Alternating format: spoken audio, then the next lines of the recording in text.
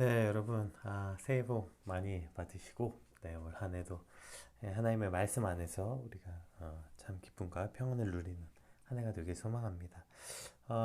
제가 이제 2022년도에는 이제 어떤 한 회사에서 사목으로 이제 사역을 좀 하게 됐어요. 그래서 이제 제가 이제 회사에 나가서 그 회사에 소속된 목사로서 이제 어떤 사역들을 감당해내야 되는데, 그 회사 예배가 월요일 아침 7시 30분입니다. 딱 피우다 시간이죠. 그래서 제가 이제 매주 월요일은 어쩔 수 없이 이렇게 녹화를 해서 올려야 된다는 점 여러분 양해 부탁드리겠습니다. 네, 그럼 우리 기도하심으로 피우다 시작하겠습니다. 하나님 감사합니다. 오늘도 이렇게 주의 말씀 앞에 우리를 불러주시니 감사합니다. 오늘 특별히 이제 새해를 시작한 첫 주의 시작인 월요일입니다. 오늘도 주의 말씀을 붙잡고 우리가 온전히 주님 안에서 우리에게 허락하신 이 귀한 첫날을 새해를 잘 보낼 수 있도록 인도하시고 그 말씀 앞에 순종함으로 나아가게 하여 주시옵소서. 감사합니다. 예수님 이름으로 기도드립니다. 아멘. 네, 오늘 저희가 함께 살펴볼 말씀은 누가복음. 네, 이제 새해 첫 말씀은 누가복음이 시작되었습니다.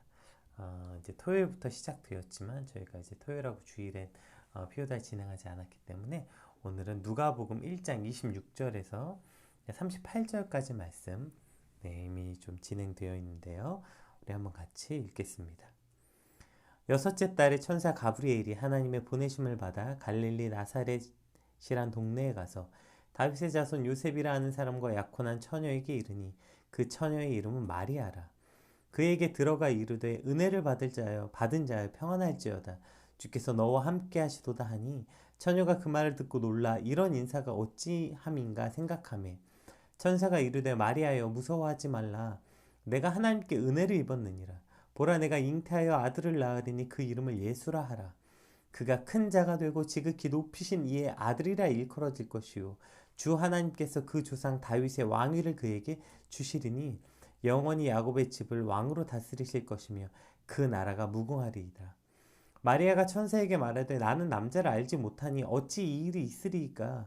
천사가 대답하여 이르되 성령이 내게 임하시고 지극히 높으신 이의 능력이 너를 덮으시리니 이러므로 나실 바 거룩한 이는 하나님의 아들이라 일컬어지리라. 보라 내 친족 엘리사벳도 늙어서 아들을 배었느니라. 본래 임신하지 못한다 알려진 이가 이미 6달이나 되었나니 대저 하나님의 모든 말씀은 능히 못하심이 없느니라. 마리아가 이르되 주의 여종이오니 말씀대로 내게 이루어지이다 하매 천사가 떠나가니라. 아멘. 네, 이제 2022년도 새해가 시작되면서 이제 누가복음 말씀도 이제 함께 시작되었습니다. 우리가 이제 누가복음에 대해서 좀 함께 살펴보고 오늘 본문을 좀 같이 보면 좋을 것 같아요. 우리가 사복음서라고 말하잖아요. 마태복음, 마가복음, 누가복음, 요한복음 이제 이걸 사복음서라고 하는데 이 사복음서는 예수 그리스도께서 이 땅에 오신 사건, 즉 성육신, 예수님의 생애, 예수님의 고난, 부활 이 네 가지의 사건을 똑같은 이 사건을 기록했기 때문에 이제 반복돼서 내용이 나오기도 하죠. 그러나 사복음서의 각각 저자가 다르고 그것을 이제 수신자가 다르기 때문에 그 같은 사건을 기록해도 시각이 다 다르고 각각의 그 고유의 복음서만 기록된 내용도 있고 그래서 다양한 관점으로 예수님이 이 땅에 오신 사건을 우리가 바라볼 수 있게 해주는 것입니다.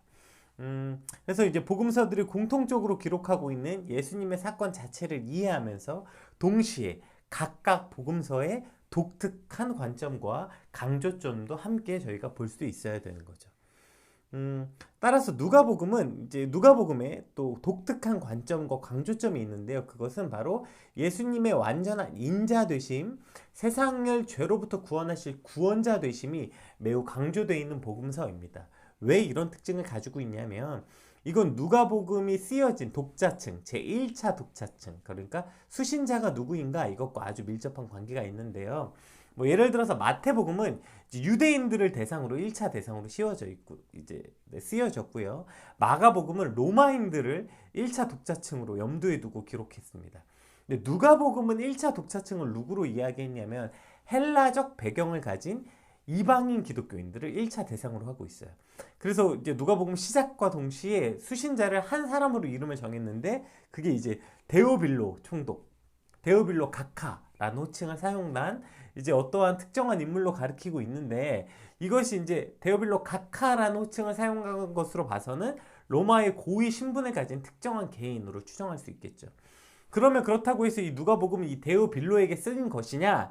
그렇진 않습니다. 왜냐하면 이제 이 당시에 헬라 저술가들이 자신의 책을 쓰면서 거기에다 마치 누구에게 헌정하는 형식으로 이 책을 누구에게 바칩니다. 이런 형식으로 지금도 종종 사용하는 표현이죠. 이렇게 누군가에게 헌정하는 관습이 있었다고 해요. 그래서 그 헌정을 받는 사람이 유명하면 유명할수록 그 책에 대한 권위가 높아지고 야 이거 누구한테 헌정된 책이래 이렇게 소문이 퍼지면 훨씬 더 많은 독자층을 확보될 수 있었던 그러한 이제 헬라적 배경을 가졌어요. 제가 누가복음은 이제 이런 헬라인들에게 쓰여진 거라고 했잖아요. 헬라적 배경을 가진 이방인들에게 쓰여진 복음이라고 했잖아요. 어쨌든 그런 배경 속에서 헬라적 배경을 가지고 있었던 누가 역시 이 저자가 누가죠.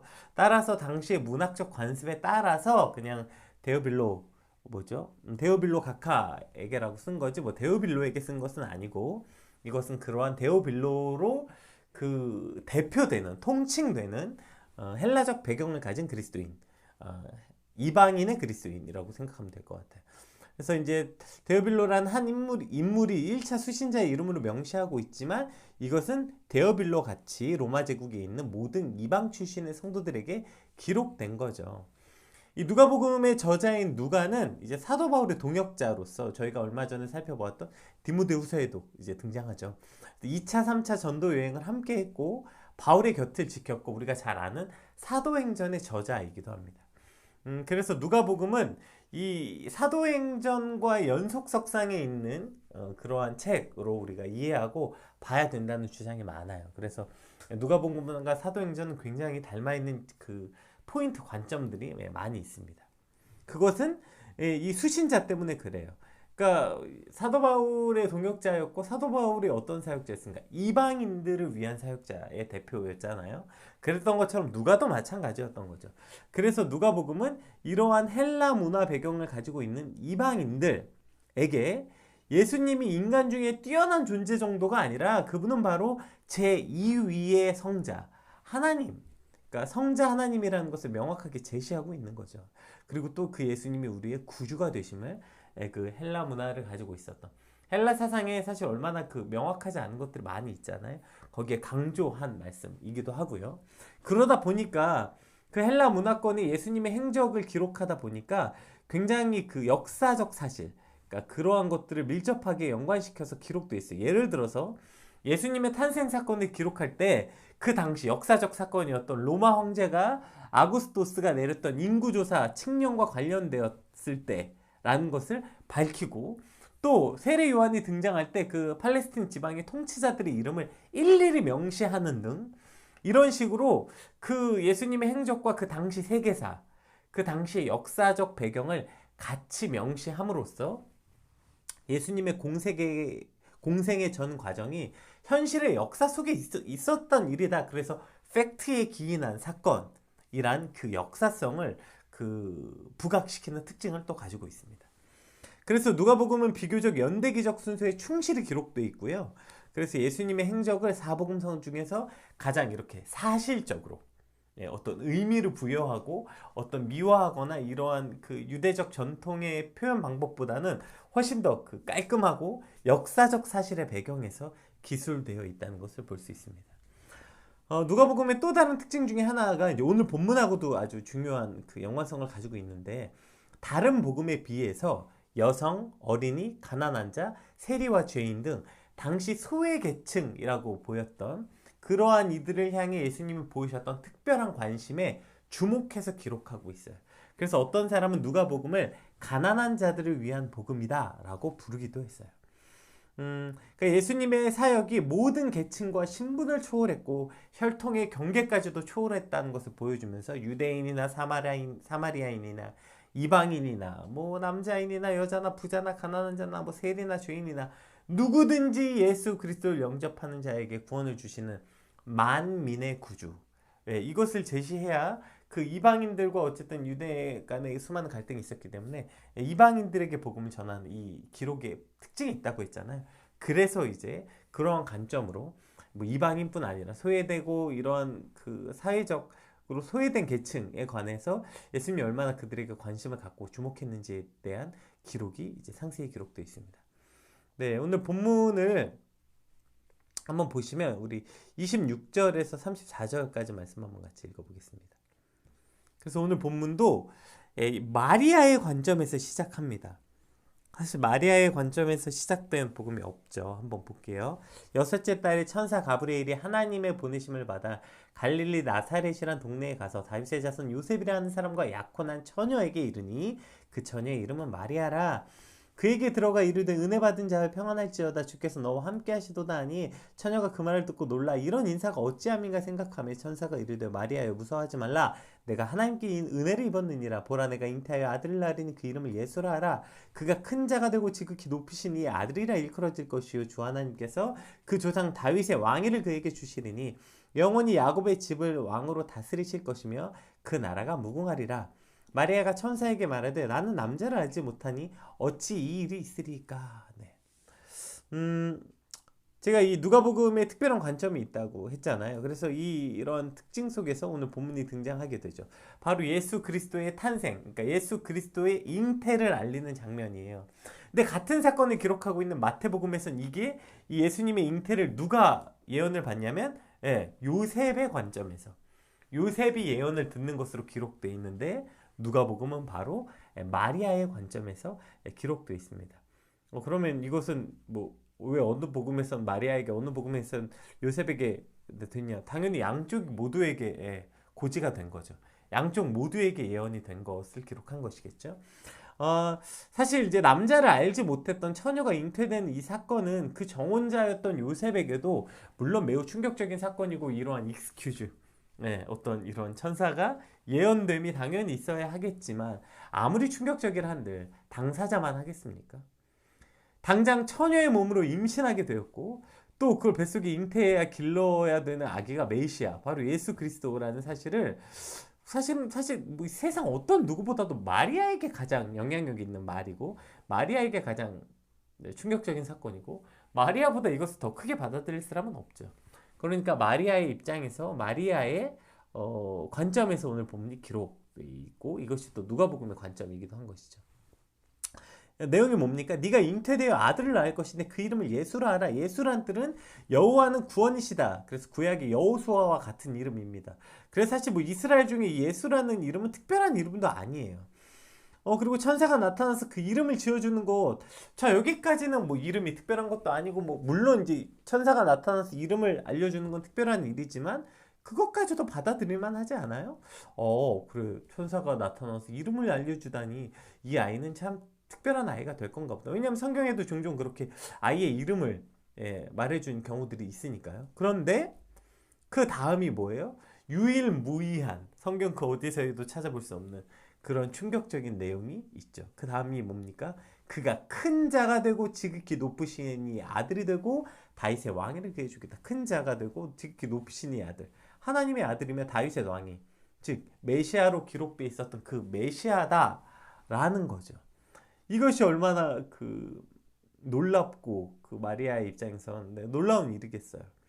그러니까 자신의 뱃속에 누가 잉태되고 그 이름을 예수라 하라까지는 그래도 좀 받아들이겠는데 근데 네 뱃속에 잉태된 그분이 누구시냐면 하나님의 아들이시고 너희가 유대 모든 민족이 그렇게 고대하고 기대하고 구약에서부터 그 수백 년간을 기다렸던 수천 년간 기다렸던 메시아가 바로 너에게 잉태될 것이다.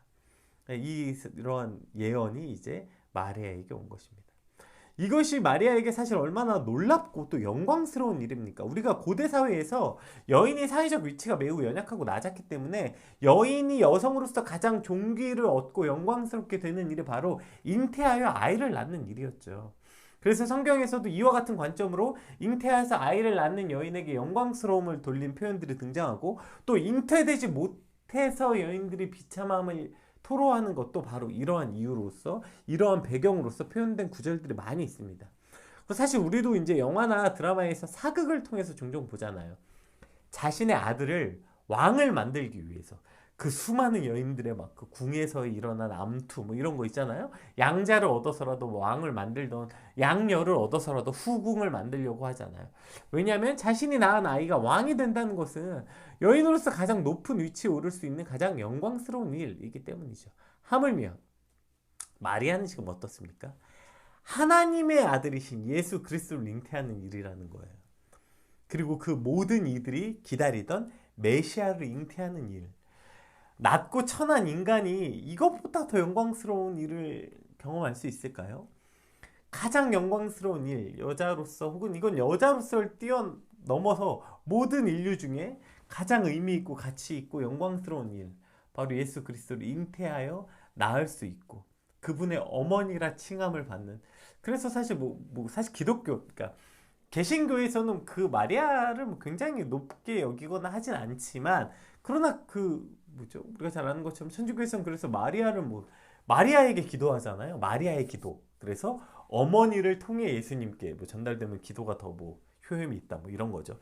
물론 말도 안 되고 저희의 가치와 믿음과는 말도 안 되는 이야기지만, 그러나 한 가지 확실한 건, 그렇다고 마리아가 얻었던 그 영광이 없는 건 아니죠. 그렇죠? 그러니까 어쨌든 마리아가 한 여인으로서 예수님의 어머니가 되었다는 정말 크나큰 영광을 인간으로서 얻을 수 있는 존귀한 자리에 오르고 의미를 가진 건데 사실인 것이죠. 그런데 그러한 영광스럽고 여인으로서 오를 수 있는 가장 존귀한 위치였던 그 이야기를 들었던 마리아의 첫 번째 반응이 뭐예요? 마리아가 천사에게 말하되 나는 남자를 알지 못하니 어찌 이 일이 있으리까? 진짜요? 어떻게 저에게 그런 일이 생겼죠? 너무 감사합니다가 아니라, 아니 나는 남자를 알지 못하는데, 나는 처녀인데 제가 어떻게 임신을 합니까? 이런 말이죠. 그러니까 나는 처녀인데 그런 일이 나에겐 물리적으로, 상식적으로, 과학적으로 일어날 수 없습니다 라고 지금 현실적인 이야기를 하고 있는 것입니다. 이것이 마리아의 반응이고, 사실 매우 당연한 반응 아니겠습니까? 그러니까 그 일이 얼마나 의미 있는 일인지, 영광스러운 일인지, 존귀한 일인지 보다 제일 먼저 현실에 대한 의문이 드는 거죠. 그게 가능해? 불가능하지. 그건 물리적으로 불가능한 일이지. 게다가 이것이 만약에 일어난다고 생각해 봅시다. 아니 이 일이 일어나면 마리아의 입장에서는 이게 사실 존귀와 영광이라기보다 당장 현실의 문제가 더 피부에 와닿지 않겠어요? 아니 나는 정혼자가 있고 정혼한 여인이 갑자기 임신을 했다고? 이러면 사람들한테 뭐라고 설명하고, 정혼자 요셉에겐 이걸 내가 뭐라고 설명해야 되고, 게다가 사람들이 나를 돌로 쳐서 죽이려고 할 텐데, 아니 이게 과연 존귀와 영광스러운 일인가? 마리아 입장에서는 이게 과연 그렇게 존귀하고 영광스러운 일이겠어요? 자신의 일상 중에, 평범한 일상 중에 어떻게 되면 쇼킹하고 충격적이면서 그에게 이것은 나쁜 일, 불행한 일로 받아들일 수도 있었겠죠. 그리고 이러한 반응은 사실 마리아뿐 아니라 우리에게도 있는 일인 것 같아요. 그것이 얼마나 의미 있는 일인지 영광스러운 일인지 보다 이 일에 대한 현실적인 의문과 걱정, 이것이 유한한 눈을 가진 인간에게는 어쩌면 당연한 반응인 것 같습니다. 오늘은 2022년 첫 주가 시작되는 월요일이죠. 토요일, 그러니까 물론 이제 새해가 밝은 지는 이제 3일이 됐지만 주말이었으니까. 그리고 오늘 이제 일상이 시작되는 그 월요일이 시작되는데, 하나님께서는 분명히 2022년도에 저와 여러분을 통해 하나님의 놀랍고 영광스러운 일을, 그 존귀한 일을 이루기를 원하실 것입니다. 아멘. 2022년도 내가 너를 통해 이 땅에 하나님의 나의 그 놀랍고 영화로운 일을 이루겠다. 분명히 하나님께서는 그렇게 말씀하시겠죠. 물론 이제 그것이 수만 명에게 영향을 끼치는 일일 수도 있고 단 한 사람에게 영향을 끼치는 일일 수도 있겠지만, 그러나 그건 내 입장에서 수만이 크고 한 명은 작고 이렇겠지만 하나님 입장에서는 전혀 그렇지 않죠. 왜냐하면 하나님에게는 한 영혼이 천하보다 무게를 가지고 있기 때문에 한 영혼에게 영향을 끼치는 것도 우리 하나님이 어마어마하게 놀랍고 영화로운 일을 이루시는 것 중에 하나이겠죠. 그러니까 이것은 내 입장에서 한 영혼이라고 하면 작을 수 있겠지만, 하나님 입장에서는 수만에게 영향을 끼친 일이나 한 사람에게 영향을 끼친 일이나 이것은 인간이 할 수 없는 어마어마하고 영광스러운 존귀한 일이란 건 확실합니다. 자, 어쨌든 우리 입장에선 소소하고 작은 일처럼 여겨질 수 있으나 실상은 어마어마한 그 일, 그 영광스럽고 영화로운 일을 저와 여러분을 통해 하시길 원할 거예요. 아까 얘기했듯이 그것이 우리가 생각했던 것처럼 뭐 어마어마한 많은 사람들에게 있는 영향력이든 단 한 사람에게 끼친 영향력이든 상관없고 그 모든 것은 매우 매우 영광스러운 일인 건 사실입니다. 문제는 뭐예요? 그것을 듣는 내가 문제죠. 그것을 듣는 나는, 우리는 어쩌면 오늘 마리아처럼 그 일의 영광스러움과 존귀함보다는 현실적인 가능성이나 내 상식에게 비추어서 이게 가능한가? 말이 되나? 의문이 들기도 하고요. 의문을 뛰어넘어서 안 일어났으면 좋겠는 일일 수도 있을 거예요. 상상하면 두렵고 걱정이 앞서게 되는 일일 수도 있다고요. 마치 처녀가 잉태하는 일이 매우 매우 영광스럽고 존귀한 일이긴 했지만 현실적으로 마리아 개인에게는 처녀가 잉태하는 일이 지금 오늘날에도 수치로 여겨지는 시대 아닙니까? 하물며 이때는 돌에 맞아 죽는 일이었다고요.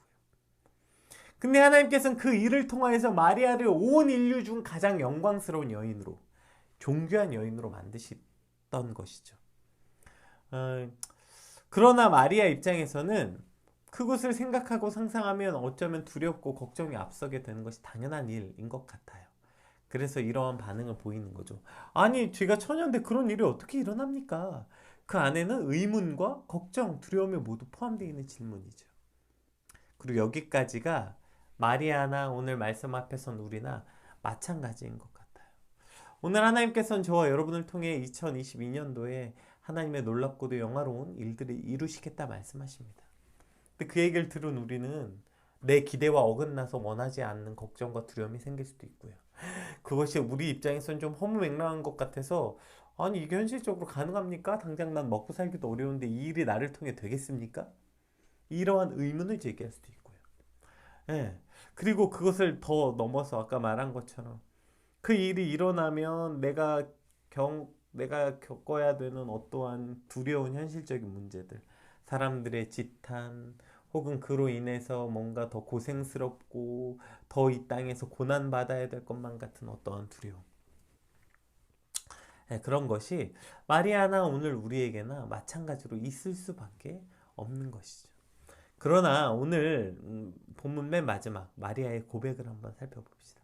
우리 38절 같이 한번 읽어볼게요. 마리아가 이르되 주의 여종이오니 말씀대로 내게 이루어지이다 하매 천사가 떠나가니라. 한 번만 더 읽어볼까요? 마리아가 이르되 주의 여종이오니 말씀대로 내게 이루어지이다 하매 천사가 떠나가니라. 아멘.